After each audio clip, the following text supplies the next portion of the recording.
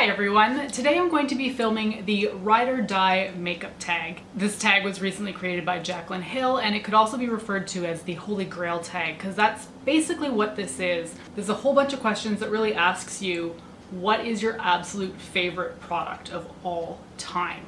What can you not live without or that you always go back to no matter what season it is, or, you know, so often we do monthly favorites. Here's what I'm loving today, here's what I'm loving last month.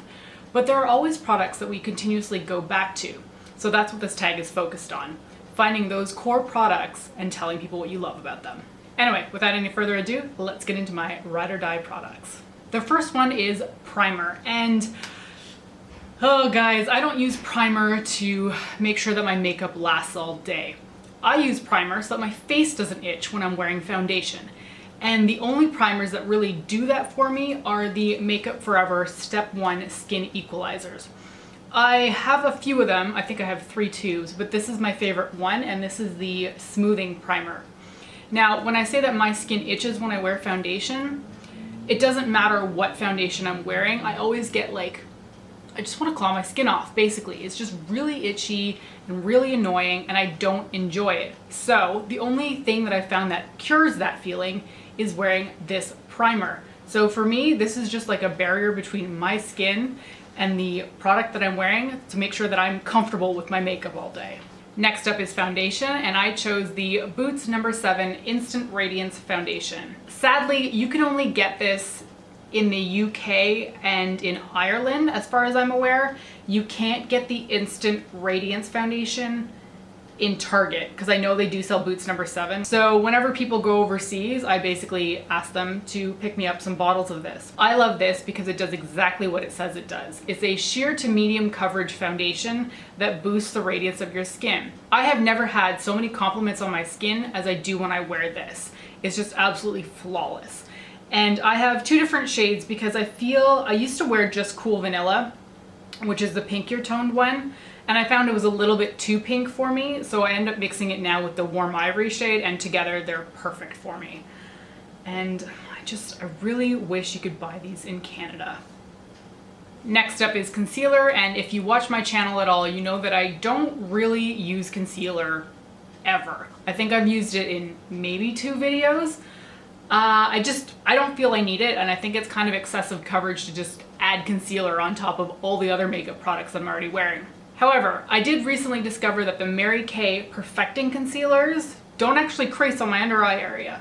And that's never happened with a product before. So even though this is a relatively new product to me, I think it came out with their spring launch, I think these are fantastic. The next one was face powder, but I don't really use one. I might set my face maybe once a month, but it's not even with a product that I especially enjoy, so it's not even worth mentioning. And the same thing goes for under eye setting powder. I don't do it. Next up is blush, and this was the first question that I knew the immediate answer to, because as I've said before, this is the blush that I reach for when I don't know what to wear, and that is Hourglass's Ambient Lighting Blush in Diffused Heat. I love this for so many reasons. I'm an over blusher, so I can really go too heavy on the cheeks and it looks like overkill. This prevents me from doing that too much because it's color mixed in with face powder, so it automatically forces you to have a lighter hand. I also really like this because it's got coral striping in it, but because it mixes with the face powder, it actually looks more like a softer pink. And I think softer pink looks better on me, but physically I'm more attracted to coral. So it's kind of like the best of both worlds. I get to be attracted to my product and it still looks good on me because it's a different color when it ends up on my face. Next one is bronzer, and this is a relatively new product to me, but I have to say it's the one that I just love the most. And that is the Physicians Formula Butter Bronzer. I have the darker of the 2 shades, so this one is called bronzer, and there is a light bronzer. Sadly though, this color is very, very pale, and there are no darker shades. So for me, it's more of a cold weather bronzer. I've been so sad that I haven't been able to use this in the summer because it's just too pale. Like, it almost disappears into my skin completely as if it were a face powder. Like, it's not that much different than my skin tone. Anyway, for me, this is hands down my favorite bronzer, and the one that I've made, like, there's a huge dent in it, and I haven't had it that long. I've got bronzers that I've had for 1 or 2 years that have nowhere near the amount of use that I've gone through in this guy. Love this one so much. The next one is highlighter, and I kind of went back and forth between Champagne Pop and this one. But you know what? I do reach for this one more than I do for Champagne Pop. And this is MAC's Mineralized Skin Finish in Soft and Gentle. This is the first highlighter that I've ever owned. It's, I guess, what started the craze for me several years ago. It has an enormous dip. I'm not even sure how much you can see that, but there's a huge scoop in the middle of it. I look at myself in videos and I see myself wearing this and I'm just like, wow, that looks really good. So yeah, it just really makes me happy. The next one is mascara, and sadly I just don't have it with me right now because I finished up my last tube and I've got too many mascaras to get through at the moment, so I'm kind of holding off buying it. But the one that I love the absolute most is the Makeup Forever Smoky Stretch. This mascara is just everything I need and want. It's a smaller brush, it's cone shaped, and it has smaller plastic bristles that really make it easy to comb through all my lashes. And it gives you that really satisfying feeling when you feel it tug through your lashes and comb everything out. I love that sensation. And this is pretty much the only mascara that does that for me and looks good. So I'm gonna pick up another tube at some point, but it's like 28, 30 bucks Canadian. So I'm probably waiting for the Sephora VIB sale, which is not that far off actually, thinking about it. But yeah, Makeup Forever Smoky Stretch, love. The next one is lipstick, and this color isn't even that exciting to me, but it's another one of those things that it always looks good in photos and it always matches any kind of colorful eye look that I come up with, and that is Bite's Fig Lipstick. I recently finished this up, and this is my second tube of this. You'll notice that it's chopped off on the top because I actually chopped it off myself. I have a really nasty habit, guys, of breaking these bullets, and I've already started to do it with this new tube. So I thought that maybe chopping off the top and applying it more like a flat chapstick would help me out. I still have this shade in the old Luminous Cream formula. They do have it in the Amuse Bouche formula. I just haven't purchased that new line yet. I love this because it's a soft medium pink that, I don't know, it's just flattering. It's so easy to reach for. It's comfortable to wear. It's creamy. I really like the scent of these things. And I think at the Lip Lab, they call this scent Wildberry. This is pretty much the only tube of lipstick that I've finished in recent memory that I've gone out and repurchased. So yeah, this is a ride or die one. Next up was liquid lipstick. And I'm not really into the liquid lipstick phase. I really appreciate the longevity of a liquid lipstick.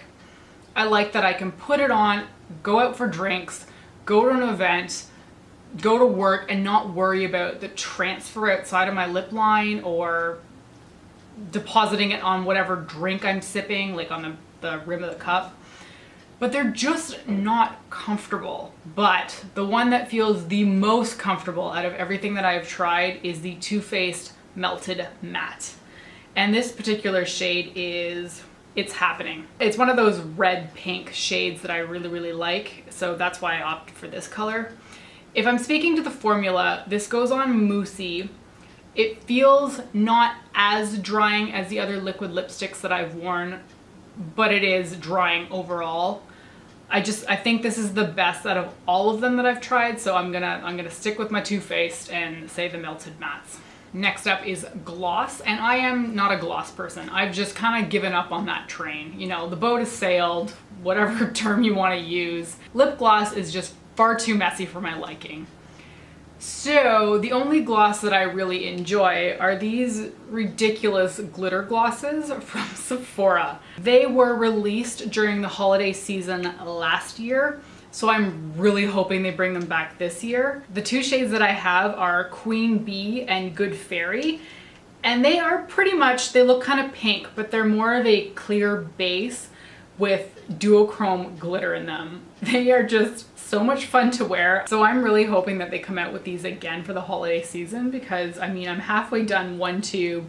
I'm like 1/3 of the way done the other one. I just really like these. Next up are eyelashes, and without a doubt, my absolute favorite pair are the House of Lashes Bombshell lashes. These are a brand new pair in this box, just so I can show you something that looks relatively clean, because I have a pair on the go at all times. These are beautiful and full enough to make it look like I've got a nice coverage of lashes, but they're not overkill in the sense that it doesn't look like drag queen lashes, or so I think. Next up is eyeshadow palettes, and you're supposed to choose one, but I ended up choosing two, and I'll explain why. My number one favorite has to be the Too Faced Peanut Butter and Jelly palette. This palette is just absolutely everything that I could be happy with in a palette. I took this to Iceland and never once did I wish that I'd brought something else with me while I was on vacation. And that very rarely happens. I just love how there's basically like 3 orange shades in this palette, as well as a gold that turned out to be quite flattering on me. I can struggle a bit with gold, so I was really surprised that this bananas shade turned out to be gorgeous. I just really love this palette, and the fact that it smells, okay, well, it doesn't smell like peanut butter to me, but it smells sweet, which is kind of, you know, it adds to the atmosphere of applying your makeup and enjoying what you're doing. So number one, it definitely goes to the Too Faced Peanut Butter and Jelly palette. However, not everybody can get their hands on this palette because it is a US exclusive via Ulta, which is so frustrating. So because of that, my backup palette is the Too Faced Semi-Sweet Chocolate Bar palette. I have long raved about this palette. It was my absolute favorite palette of 2015. It definitely does it more for me than the original chocolate bar, but again, that's a personal preference. And the reason that this kind of makes me smile is that the whole peanut butter and jelly palette got started because of this shade right here. So it's kind of like, you know, it's a family member. Every shade in here is fantastic. There are no duds as far as I'm concerned. This weird glittery shade is not really an eyeshadow. I would use this more as like a top coat. I dot that on the inner corner of my eye and it adds a beautiful sparkle to it. And again, it has that smell, so it just really adds to the whole pleasurable experience of doing your makeup and enjoying exactly what you're doing in that moment. So these two palettes, I mean, hate me for choosing two, but I adore both of these immensely. Next up was setting spray. I don't have one. I just don't use it enough. I don't even find that it makes a difference if I do use it, so that one's just, you know, non-answer there. Next up was Perfume, and it is Michael Kors Island, but you can't get your hands on this perfume anymore. They just don't manufacture it. You can buy it on eBay, but the liquid's turned yellow and it doesn't quite smell the same. So that's my ride or die perfume, but it's dead in the water because it just doesn't exist anymore.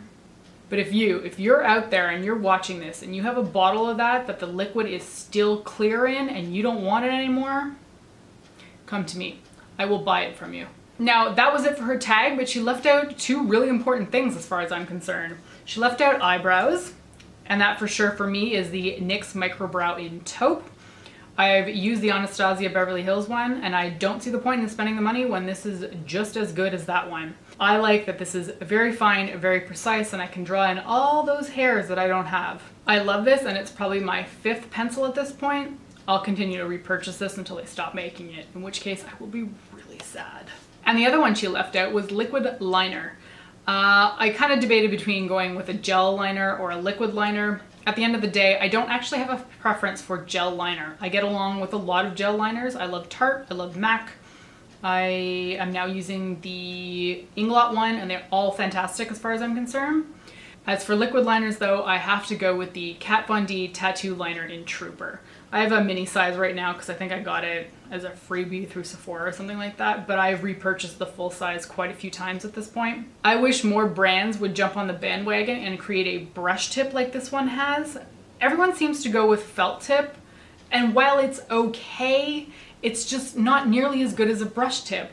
This gets ink all the way out to the very tip of the brush. You can create a beautiful fluid line with this thing. My only very small complaint with this though is that I wish that it was actually matte. There is a very faint sheen to the product. It's not like super reflective or plastic looking like a lot of liners can be, but it's not at the completely matte stage, which is what I would prefer. But hey, what are you gonna do? Seriously, this thing is incredible. If you haven't tried it, give it a shot. It's well worth your money. Alright, that's it for the Ride or Die tag. I really enjoyed talking about my absolute favorite products. It's always nice to pull out old staples and, you know, kind of discuss why we like them so much. I hadn't really thought about tagging people, but because this is a tag, I should probably continue that trend.